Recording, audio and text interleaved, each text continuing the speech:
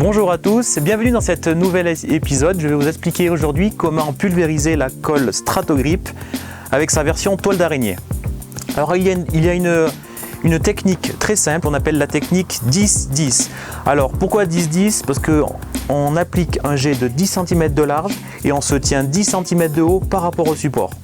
Alors en fait le réglage du jet pour obtenir les 10 cm recommandés, il est très simple.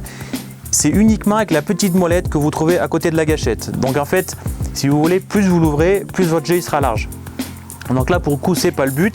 Vous faites juste 1 ou 2 tours pour vérifier la largeur de votre jet que ça vous donne. Voilà. Une fois qu'on est à peu près nos 10 cm, c'est pas au centimètre près, mais on va dire entre 8 et 10, c'est OK, on peut attaquer nos collages. Alors, qu'est-ce qu'il faut respecter? Les 10 de large du jet, les 10 par rapport au support. Et il faut toujours rester bien perpendiculaire. C'est-à-dire qu'il ne faut pas balancer comme un pistolet à vernis, c'est tout à fait différent. Toujours perpendiculaire au support. Alors l'avantage que vous avez, vous pouvez travailler au mur, au plafond, à l'horizontale, verticale, il n'y a aucun souci. Donc ensuite, perpendiculaire, on fait un geste super rapide. Alors entre 50 et 70 cm à la seconde. Donc ça donne ça. Voilà. Ce qui est très important aussi, c'est de superposer très légèrement les laits. Donc là, j'ai fait à peu près 1 cm de superposition. C'est pareil, là encore, c'est pas juste, mais c'est quand même important de superposer légèrement les laits. De toute façon, vous n'aurez pas de souci de surépaisseur parce que c'est tellement très fin que ça ne se verra pas. Ensuite, ce que je préconise aussi pour des collages de grande surface ou même pour des panneaux, c'est de refaire le pourtour une fois. Donc vous faites le tour une fois. Voilà.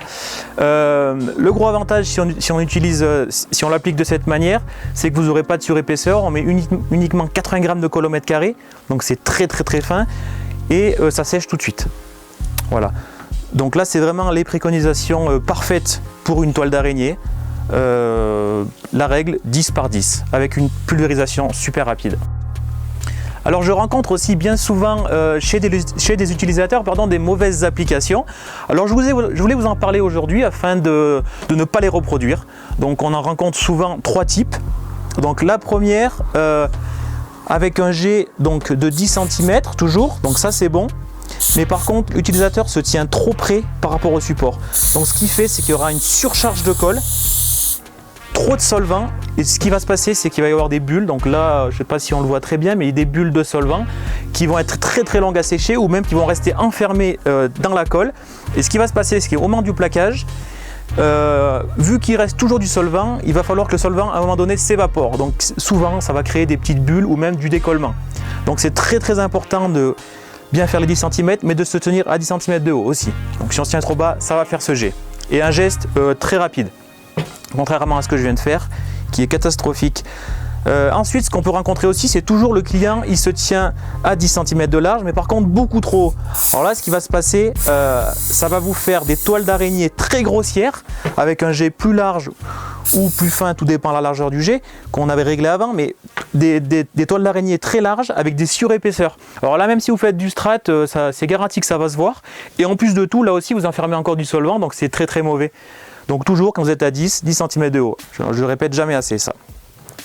Et le dernier scénario qu'on voit aussi, je pense c'est le plus fréquent, c'est le client qui ouvre à fond la molette pour que ça en dépote. Alors effectivement on fait un jet super large, on peut aller à 35 cm de large sans souci. Alors là par contre c'est vraiment catastrophique parce que déjà vous mettez beaucoup trop de colle, ça fait des traits de chaque côté, c'est pas du tout uniforme, à un endroit il y en a beaucoup, à un endroit il n'y en a pas. Donc là c'est vraiment à éviter, le jet est beaucoup trop large. Le solvant qui s'évapore presque avant d'arriver en bas. Et alors là le collage il va être désastreux parce que il n'y a pas assez de colle à d'endroits, il y a trop de colle à d'autres. Donc c'est vraiment le geste à bannir quoi. Et en plus le dernier risque, si vous faites cette application très large et très haute, ce qui va se passer c'est que vous allez utiliser plus de gaz que de colle. Alors là on l'entend très clairement quand on passe, ça fait des crachats, c'est pas du tout régulier. Voilà. Et ce qui va se passer c'est qu'à la fin il va vous rester de la colle et il n'y aura plus de gaz malheureusement. Parce qu'il est prévu d'avoir un petit peu plus de gaz que de colle. Mais bon, en utilisant une règle parfaite 10-10, ou même si on va un petit peu au-delà il n'y aura pas de souci. Mais si on applique de cette manière, ça va créer des problèmes derrière.